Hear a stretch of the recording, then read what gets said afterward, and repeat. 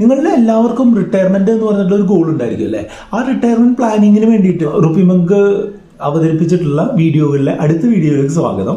ഈ വീഡിയോയിൽ പറയുന്നത് നിങ്ങളുടെ റിട്ടയർമെന്റ് വൈകിപ്പിക്കാൻ സാധ്യതയുള്ള 5 കാര്യങ്ങളെ പറ്റിയിട്ടാണ്. അപ്പോൾ ആ കാര്യങ്ങൾ അറിയാനായിട്ട് ഈ വീഡിയോ അവസാനം വരെ കാണുക. ഞാൻ സുബീഷാണ്. റുപ്പിമങ്ക് എന്ന് പറഞ്ഞ യൂട്യൂബ് ചാനലിലൂടെയും ആസ്ക് റുപ്പിമങ്ക് എന്ന് പറഞ്ഞ വാട്സപ്പ് സർവീസിലൂടെയും പേഴ്സണൽ ഫിനാൻസുമായി ബന്ധപ്പെട്ട കാര്യങ്ങൾ പറഞ്ഞു തരുന്നത് ഞാനാണ്. നിങ്ങളും ഞാനും അടക്കം എല്ലാവർക്കും ഈ റിട്ടയർമെന്റ് എന്ന് പറഞ്ഞിട്ടുള്ളത് ഒരു പ്രധാനപ്പെട്ട ഗോൾ തന്നെയാണ് അല്ലേ? നമ്മൾ ഒഫീഷ്യൽ ജോലി അവസാനിപ്പിച്ചുകൊണ്ട് ബാക്കിയുള്ള സമയത്ത് എങ്ങനെ നമ്മളുടെ ജീവിതം മുന്നോട്ട് കൊണ്ടുപോകുക എന്നുള്ളതാണ് ഈ റിട്ടയർമെന്റ് പ്ലാനിങ് കൊണ്ട് ഉദ്ദേശിക്കുന്നത് അല്ലേ? അപ്പോൾ ആ റിട്ടയർമെന്റ് കാലത്തിന് വേണ്ടി നമ്മൾ പലതരത്തിൽ ഇൻവെസ്റ്റ് ചെയ്യുകയും സേവ് ചെയ്യുകയൊക്കെ ചെയ്യാറുണ്ട്. അപ്പോൾ അങ്ങനെ ഇൻവെസ്റ്റ് ചെയ്യുകയും സേവ് ചെയ്യുകയൊക്കെ ചെയ്യുന്ന ആളുകൾ വരുത്തുന്ന 5 തെറ്റുകൾ അവരുടെ റിട്ടയർമെന്റ് കാലാവധി ദീർഘിപ്പിക്കാനോ അല്ലെങ്കിൽ അവർ റിട്ടയർ ആവുന്ന സമയത്ത് അവരുടെ പൈസ അവർക്ക് തികയാതെ വരാനുള്ള സാധ്യതയുണ്ട്. ആ 5 തെറ്റുകൾ നിങ്ങൾ ഒഴിവാക്കുകയാണെന്നുണ്ടെങ്കിൽ നിങ്ങൾക്ക് നിങ്ങൾ ഉദ്ദേശിച്ച പോലെ റിട്ടയർമെന്റ് സമയത്തേക്ക് എത്താനും അതിനനുസരിച്ചുള്ള കാര്യങ്ങൾ റിട്ടയർമെന്റിന് ശേഷം നമ്മൾ പ്ലാൻ ചെയ്ത പോലെ തന്നെ കാര്യങ്ങൾ നടക്കാനുള്ള സാധ്യതയുണ്ട്. അപ്പോൾ ഒന്നാമത്തെ കാര്യത്തിലേക്ക് പോകാം. റിട്ടയർമെന്റ് പ്ലാനിങ് തന്നെ വൈകിക്കുന്ന തരത്തിലുള്ള ഒരു രീതിയാണ്, അതായത് സ്റ്റാർട്ടിങ് ലേറ്റ് എന്ന് പറയും.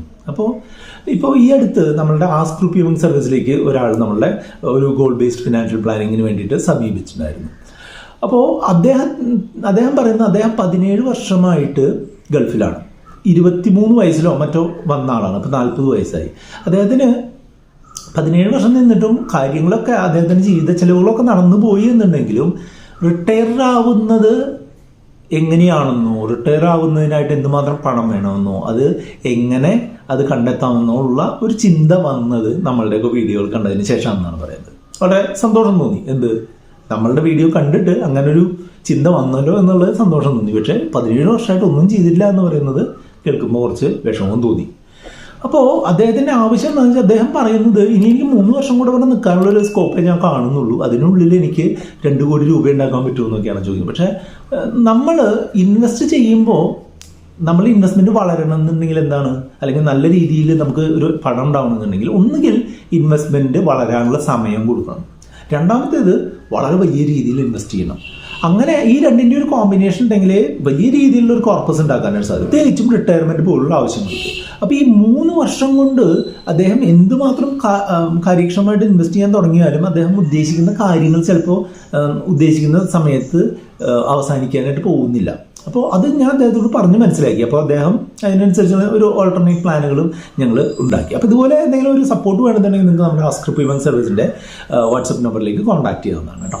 അപ്പോൾ ഞാൻ പറഞ്ഞു വന്നത് എന്താണെന്ന് വെച്ചാൽ നിങ്ങൾ റിട്ടയർമെൻ്റ് എന്നുള്ളൊരു പ്ലാൻ നിങ്ങൾക്ക് ഉണ്ട് എന്നുണ്ടെങ്കിൽ നിങ്ങൾ ജോലി ചെയ്ത് തുടങ്ങുന്ന ദിവസം തന്നെ തുടങ്ങണമെന്നാണ് എൻ്റെ അഭിപ്രായം. അപ്പോൾ ഇതുവരെയും തുടങ്ങിയിട്ടില്ല എന്നുണ്ടെങ്കിൽ ഇന്ന് തന്നെ തുടങ്ങുക എന്നുള്ളതാണ് നിങ്ങൾക്ക് അത് ആ പ്രശ്നം ഒഴിവാക്കാനായിട്ട് ചെയ്യാൻ പറ്റുന്നത്. രണ്ടാമത്തെ പ്രശ്നം എന്താണെന്ന് വെച്ചാൽ വളരെ ചെറിയ രീതിയിൽ മാത്രം ഇൻവെസ്റ്റ് ചെയ്യുക എന്നുള്ളതാണ്. നമ്മളുടെ ആവശ്യങ്ങൾ വളരെ വലുതാണ്. ഇപ്പോൾ ഒരു ഉദാഹരണമായിട്ട് ഞാൻ പറഞ്ഞുതരാം. ഇന്ന് നമുക്ക് ഒരു മാസത്തെ ചെലവ് നടത്താനായിട്ട് ഏകദേശം 50,000 രൂപ വേണ്ടിയിരുന്ന് കരുതുക.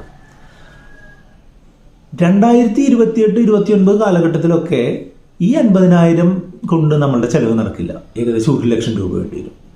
അതേസമയം 2035-36 കാലഘട്ടത്തിലൊക്കെ വരുമ്പോൾ ഈ 1 ലക്ഷം ഒരു മാസം മതിയാവില്ല, 2 ലക്ഷം വേണ്ടി വരും. ഇതൊന്നും പറയുമ്പോൾ നിങ്ങൾക്ക് അത്ര വിഷ്വലൈസ് ചെയ്യാൻ പറ്റില്ല. പക്ഷെ നിങ്ങൾ ജസ്റ്റ് ഒരു 10 വർഷമോ 20 വർഷമോ മുൻപൊക്കെ ഒന്ന് ആലോചിച്ചു. ആ സമയത്തെ പണത്തിൻ്റെ ഒരു മൂല്യം എന്തായിരുന്നു, ആ സമയം നമ്മളുടെ അരിയുടെ വില എന്തായിരുന്നു, പെട്രോളിൻ്റെ വില എന്തായിരുന്നു, വെളിച്ചെണ്ണയുടെ വില എന്തായിരുന്നു എന്നൊക്കെ ജസ്റ്റ് ഒന്ന് ആലോചിച്ച് നോക്കിയാൽ തന്നെ മനസ്സിലാവും. അത് മാത്രമല്ല, നമ്മൾ ഈ പ്രോഡക്റ്റുകളുടെ വില വർധനവിന് പുറമെ സർവീസുകളുടെ വില വർദ്ധിക്കുന്നത്, കുട്ടികളുടെ വിദ്യാഭ്യാസത്തിന് മുൻപൊക്കെ എന്തുമാത്രം ചിലവുണ്ടായിരുന്നു. ഇപ്പം എനിക്ക് തോന്നുന്നത് ഞാൻ ഒരു 1 മുതൽ +2 വരെ പഠിക്കുന്നതിന് വേണ്ടി ചിലവാക്കിയിട്ടുള്ള തുക ഇപ്പോൾ എൻ്റെ മക്കൾക്ക് വേണ്ടിയിട്ട് 1 വർഷം കൊണ്ട് 1 വർഷത്തിലൊക്കെ നമുക്ക് ചിലവാക്കേണ്ടതായിട്ട് വരുന്നുണ്ട്. മനസ്സിലായില്ല? അത്രയും വലിയ രീതിയിലാണ് പഠനം പോലുള്ള സർവീസുകൾ, അല്ലാന്നുണ്ടെങ്കിൽ ഹോസ്പിറ്റലൈസേഷൻ വന്നു കഴിഞ്ഞാൽ വരുന്ന ചിലവുകൾ, കല്യാണവുമായി ബന്ധപ്പെട്ട ചിലവുകളൊക്കെ അത്രയും കൂടുതൽ എമൗണ്ട് വരുന്നുണ്ട്. അപ്പോൾ അങ്ങനെ നമ്മൾ ഓരോ വർഷം കഴിയുന്നതോറും അതിനു വേണ്ടിയുള്ള ചിലവുകൾ കൂടി വരുമെന്നുള്ളത് കൃത്യമായിട്ട് മനസ്സിലാക്കുകയും ഓരോ മിനിമം ഒരു 7 വർഷം 8 വർഷം കൂടുമ്പോൾ നമ്മൾക്ക് ഉണ്ടാകുന്ന ചിലവുകൾ ഇരട്ടിയാവുമെന്നുള്ള ഒരു ബോധ്യത്തിൽ കൃത്യമായിട്ട് അത്യാവശ്യം നല്ല രീതിയിൽ പെട്ടെന്ന് തന്നെ ഇൻവെസ്റ്റ് ചെയ്താലേ ഈ പ്രശ്നം സോൾവ് ചെയ്യാനായിട്ട് പറ്റുള്ളൂ.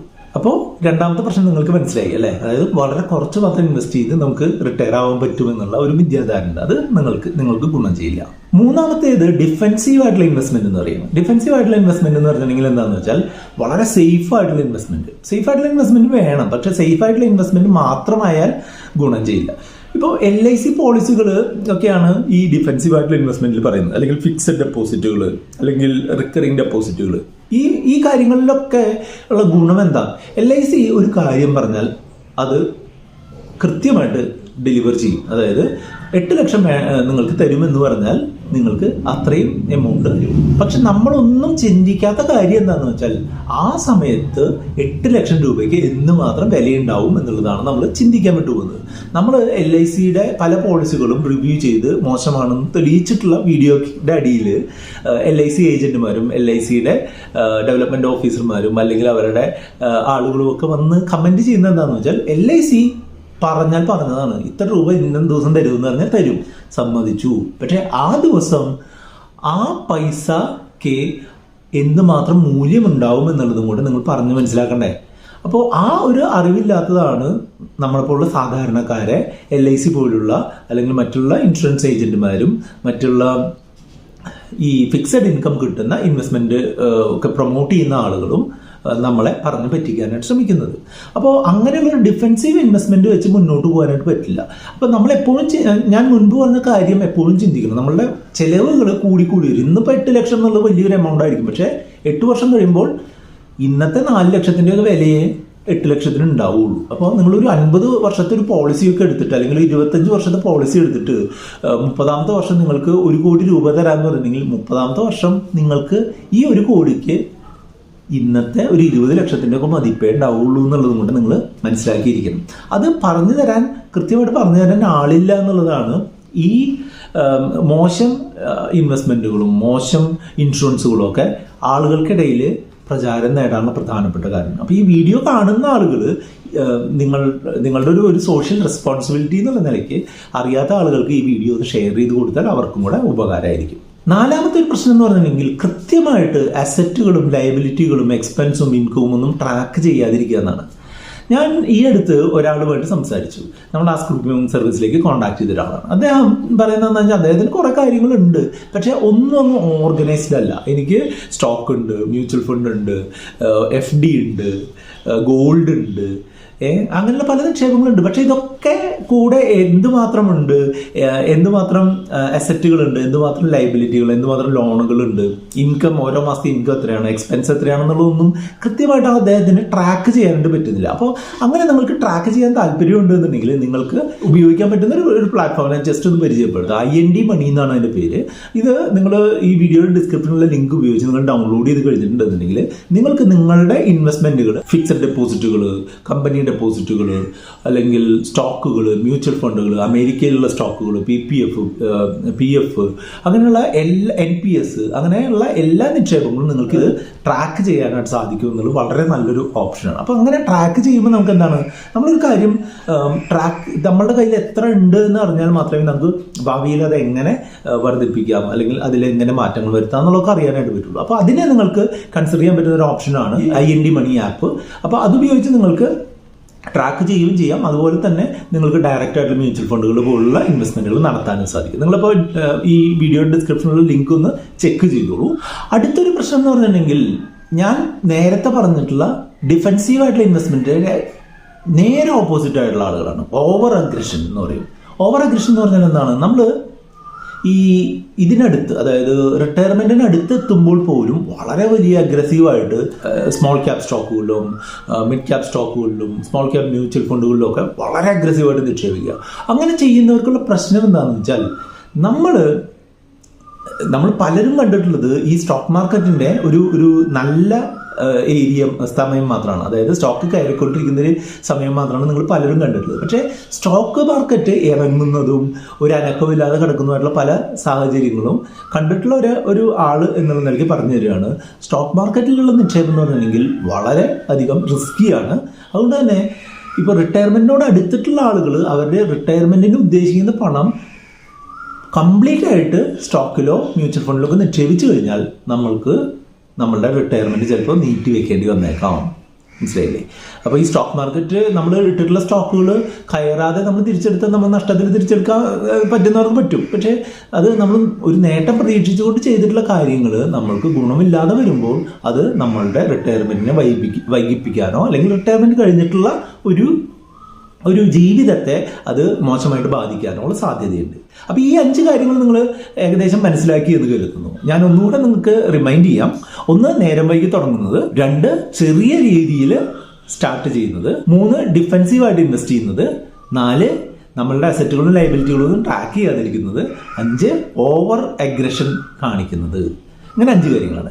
ഇനി നിങ്ങൾ ഏകദേശം എത്ര രൂപ നിങ്ങൾക്ക് വേണ്ടി വരുമെന്ന് അറിയാനായിട്ടുള്ളൊരു കണക്കും കൂടെ ഞാൻ പറഞ്ഞുതരാം. അതായത് നിങ്ങൾക്ക് ഇൻവെസ്റ്റ് ചെയ്ത് കൊണ്ട് നിങ്ങൾ മുന്നോട്ട് പോകുമ്പോൾ ഏകദേശം എത്ര എമൗണ്ടിനെയാണ് ടാർഗറ്റ് ചെയ്യേണ്ടതെന്ന് വെച്ചാൽ, നിങ്ങൾ റിട്ടയർമെൻറ്റ് കഴിഞ്ഞിട്ടുള്ള വർഷം അല്ലെങ്കിൽ റിട്ടയർ ആവുന്ന ആ ഒരു സമയത്ത് നിങ്ങളുടെ കയ്യിലുള്ള എമൗണ്ടിൽ നിന്ന് 4% ആനുവലി പിൻവലിക്കാൻ പറ്റുന്ന ഒരവസ്ഥയാണെന്നുണ്ടെങ്കിൽ മാത്രമേ നിങ്ങളുടെ റിട്ടയർമെൻറ്റ് കോർപ്പസ് കാലാകാലങ്ങളിൽ നിലനിൽക്കൂ എന്നാണ് പറയാം. അതായത് ഇപ്പോൾ ഒരു ഉദാഹരണമായിട്ട് പറയുകയാണെന്നുണ്ടെങ്കിൽ, നിങ്ങൾ റിട്ടയർ ആവുന്ന സമയത്ത് നിങ്ങൾക്ക് ഒരു മാസം 1 ലക്ഷം രൂപ ആവശ്യമുണ്ട് എന്നുണ്ടെങ്കിൽ നിങ്ങളുടെ കയ്യിൽ മിനിമം 3 കോടി രൂപയുടെ കോർപ്പസ് എങ്കിലും വേണം എന്നാണ് പറയുക.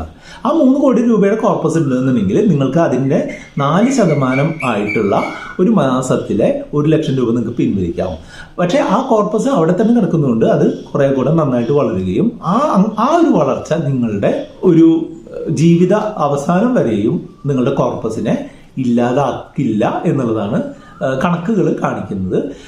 ഇതിൽ ചെറിയ മാറ്റങ്ങളൊക്കെ ആളുകൾ പറയുന്നുണ്ട് എന്നുണ്ടെങ്കിലും ഞാനിപ്പോഴും ഈ ഒരു 4% റൂൾ എന്നുള്ളത് അത്യാവശ്യം തെറ്റില്ലാത്ത രീതിയിൽ നമുക്ക് ഹെൽപ്ഫുൾ ആവുന്ന ഒരു റൂൾ തന്നെയാണ്. ഈ കാര്യങ്ങളിൽ എന്തെങ്കിലും ഒരു ക്ലാരിഫിക്കേഷൻ വേണമെന്നുണ്ടെങ്കിൽ നിങ്ങൾക്ക് ആസ്ക് റൂപ്പീ സർവീസിൻ്റെ വാട്സപ്പ് നമ്പർ ആയിട്ടുള്ള 8848030018 കോൺടാക്ട് ചെയ്യാം. അതുപോലെ തന്നെ നിങ്ങൾക്ക് ഒരു ഫിനാൻഷ്യൽ പ്ലാനിംഗ് സർവീസ് വേണമെന്നുണ്ടെങ്കിൽ നിങ്ങൾക്ക് നമ്മളുടെ ആസ്ക് റൂപ്പീ സർവീസിലേക്ക് വാട്സപ്പ് ചെയ്ത് ചോദിക്കാം. വീഡിയോസ് ലൈക്ക് ചെയ്യാനും കമൻറ്റ് ചെയ്യാനും മറക്കരുത്. ചാനൽ സബ്സ്ക്രൈബ് ചെയ്യാം.